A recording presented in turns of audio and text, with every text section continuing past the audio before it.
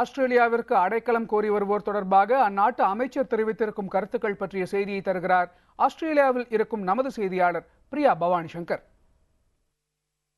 ஆஸ்திரேலியால Dhoni ஆபட்டுடைய liberal party ஆட்சிக்கு வந்த உடனே மாற்றி அமைக்கப்பட்ட புகலிட கோரிக்கையாளர்கள் கொள்கைகளின்படி செப்டம்பர் 5ஆம் தேதியிலிருந்து செப்டம்பர் 23ஆம் தேதி வரை ஆஸ்திரேலிய கடல் எல்லைக்குள்ள வந்த அகதிகள் திருப்பி அனுப்பி வைக்கப்பட்டிருக்காங்க.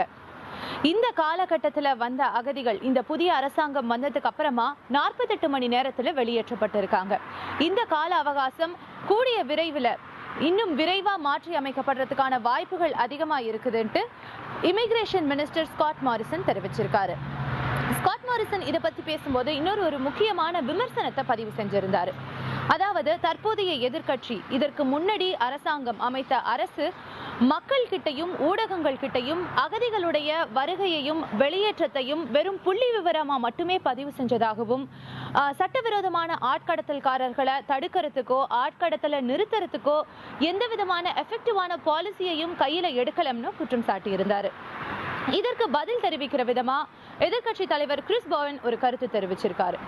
இந்த அரசாங்கத்துடைய இந்த புதிய கொள்கைகள் மக்களுடைய மனசுல இந்த புதிய அரசாங்கம் மேல நம்பிக்கையையோ சீரியஸ்னஸையோ உருவாக்க தவறிட்டதா தெரிவிச்சிருக்காரு. மக்கள் கிட்ட உண்மையை மறைச்சு மக்களுக்கு நன்மை செய்யறோம் அப்படிங்கிறது ஒரு ஏமாற்று வேலை அப்படின்னு சொல்லியிருக்காரு. இந்நிலையில ஸ்காட் மாரிசன் ஒரு முக்கியமான அறிவிப்பை வெளியிட்டிருக்காரு. ஆஸ்திரேலிய கடல் எல்லைக்குள்ள வரக்கூடிய குடும்பமாக வரக்கூடிய அகதிகள் நாரா பகுதிக்கு கேன்பரால இருக்கிற நாரா பகுதிக்கு அனுப்பி வைக்கப்படுவார்களும் ஒற்றை அகதிகள் பப்புவா நியூ கினியால இருக்கக்கூடிய மானஸ் பகுதிக்கு அனுப்பி வைக்கப்படுவார்களும் மாரிசன் தெரிவிச்சிருக்காரு. புதிய தலைமுறை செய்திகளுக்காக சவுத் ஆஸ்திரேலியாவிலிருந்து பிரியா பவானி சங்கர்.